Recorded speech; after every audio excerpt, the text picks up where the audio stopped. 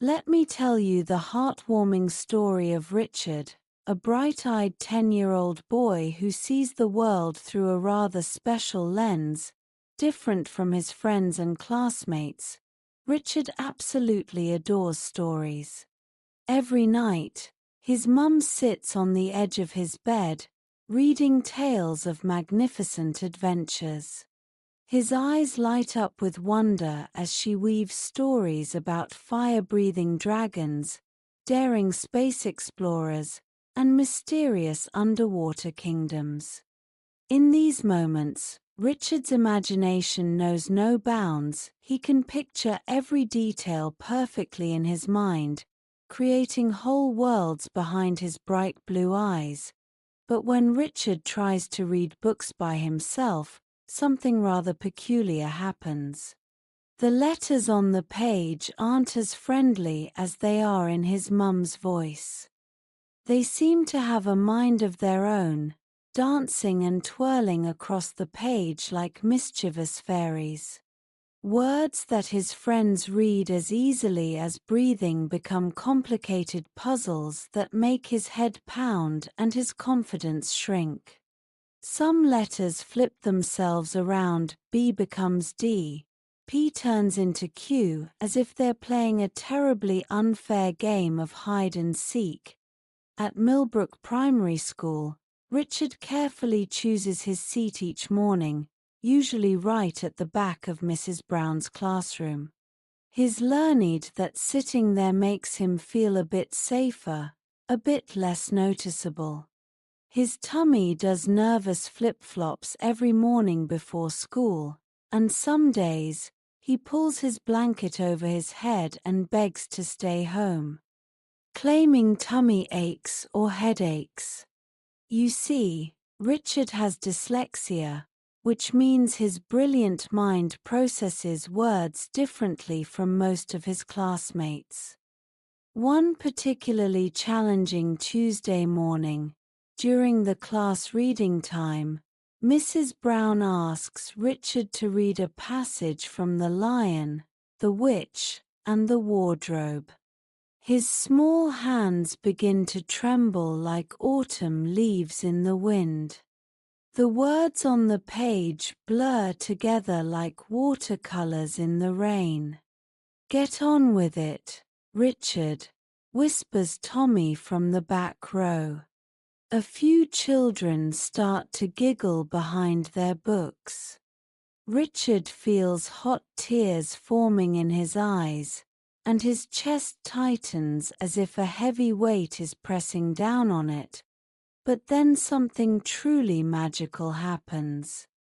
Mrs. Brown, with her kind eyes and gentle smile, notices Richard's distress.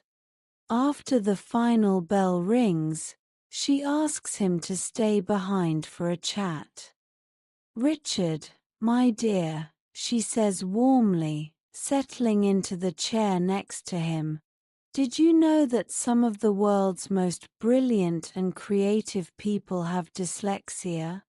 Famous artists, incredible inventors, and even some of the best storytellers in history. Having dyslexia just means your brain works in its own special way." Over the next few weeks, Mrs. Brown introduces Richard to a whole new world of learning. She shows him how to use audiobooks, which let him enjoy stories without the struggle of decoding words. She brings in special computer programs with colored overlays that make reading easier, and she gives him extra time to finish his work. Most importantly, she teaches him clever tricks to make sense of those tricky dancing letters. But the most extraordinary discovery comes when Richard joins the after-school art club. While he might struggle with letters and words, his artistic abilities are simply remarkable. His drawings seem to come alive on paper, detailed dragons with scales that seem to shimmer, spaceships with intricate control panels, and underwater cities that look real enough to swim in. Soon, his classmates begin gathering around his desk during art lessons, watching in amazement as he brings his imagination to life with just pencils and paper. One rainy Sunday afternoon, Richard's mum helps him create something truly special, his very own storybook. Together, they craft a tale about a young superhero who wears magical glasses that help him solve mysteries in different dimensions. While Richard might not read the words perfectly, he tells the story with such passion and excitement that when he presents it during show and tell, his entire class sits in complete silence, captivated by his storytelling magic. Richard's dad, seeing his son's growing confidence, converts their garden shed into a tiny art studio. He fills it with art supplies, fairy lights, and a comfortable beanbag where Richard can create his masterpieces. It becomes Richard's favorite place. His own little kingdom where dyslexia doesn't matter, and his creativity can run wild. Although reading remains a challenge for Richard, he no longer feels the shame that once weighed so heavily on his shoulders. He's discovered that being different isn't a flaw, it's what makes him special. Some days are still harder than others, when the letters refuse to behave and words become particularly stubborn, but Richard has learned something precious. Everyone has their own unique superpowers. His might not be speed reading or spelling, but his extraordinary imagination and artistic talent make him wonderfully unique. At home, Richard has become quite the teacher himself. He spends time with his little sister, Emma, teaching her how to draw and showing her that art can tell stories just as powerful as words. Everyone's brilliant at something, he tells her with a knowing smile, while helping her draw her first dragon. You just need to find what makes your heart sing. And do you know what? Richard's absolutely right.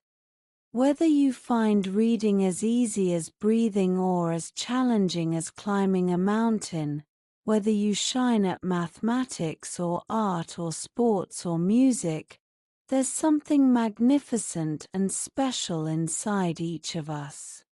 Sometimes we just need a helping hand and a kind heart to help us discover it. The most beautiful part of Richard's story isn't that he overcame all his challenges with dyslexia, because some days are still tough, but that he found his own way to shine, his own path to tell stories and share his incredible imagination with the world. Through his art, Richard reminds us that there are many ways to be clever, many ways to be successful, and many ways to be wonderfully, uniquely ourselves. Remember, just like Richard, we all face our own mountains to climb and our own dragons to tame. What truly matters is believing in ourselves, accepting help when we need it, and never giving up on finding our own special way to sparkle.